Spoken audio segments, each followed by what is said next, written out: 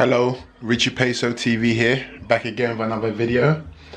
And today I'm going to revisit a former flagship, the Samsung Galaxy S5.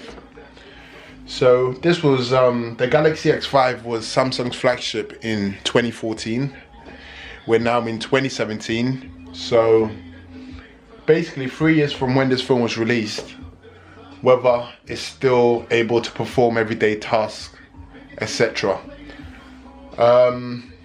So here is the phone, Samsung Galaxy S7.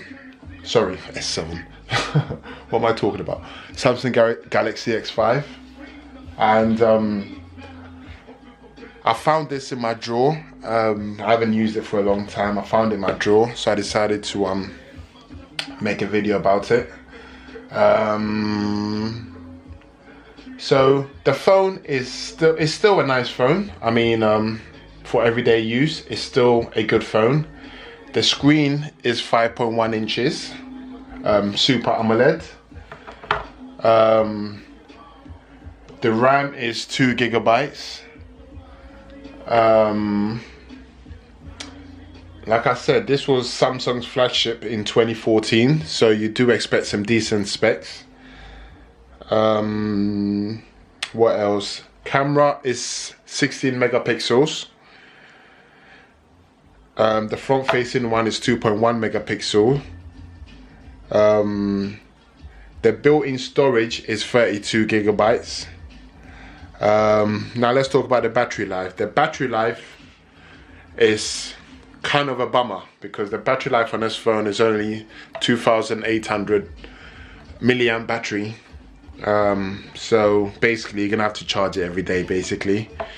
But the good thing about this phone in comparison to, I guess, a lot of newer phones is the battery is replaceable. So,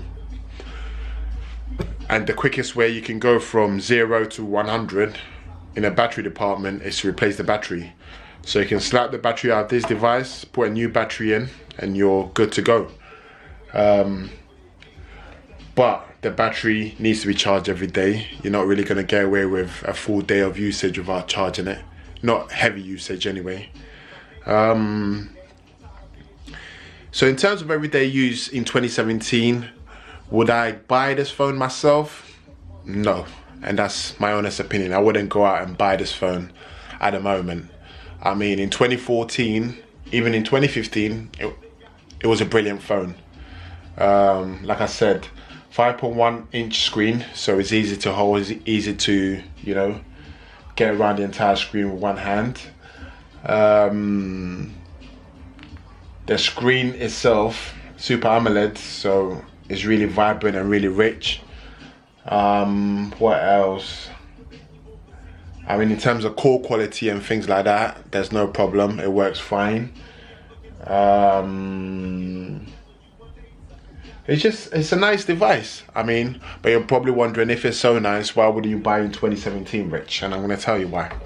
Well, the reason why I won't buy it now is because this phone, firstly, is still running Android Marshmallow, and it's definitely not going to get a nougat update as far as I know. So yeah, in 2017, I'm not really going to buy a device that's still running Marshmallow. That's one reason why I won't buy it.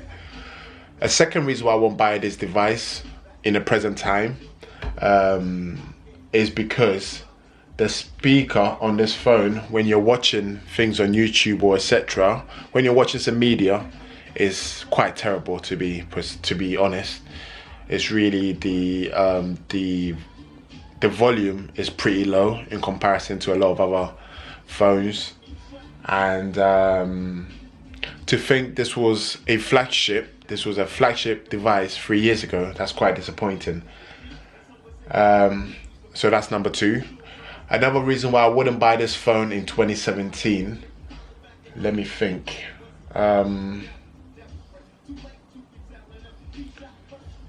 What other reasons why I wouldn't buy this phone in 2017?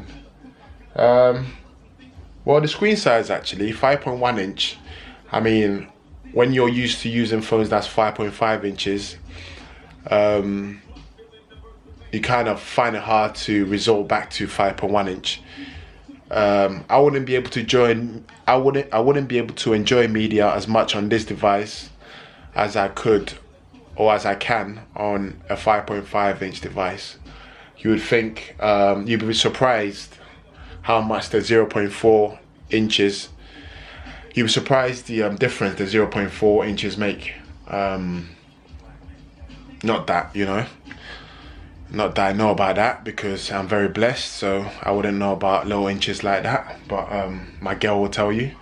But yeah, I just wouldn't be able to enjoy media with a 5.1 inch screen. But one good thing about this phone, and one good thing about Samsung's actually, is the fact that they do update their devices quite regularly.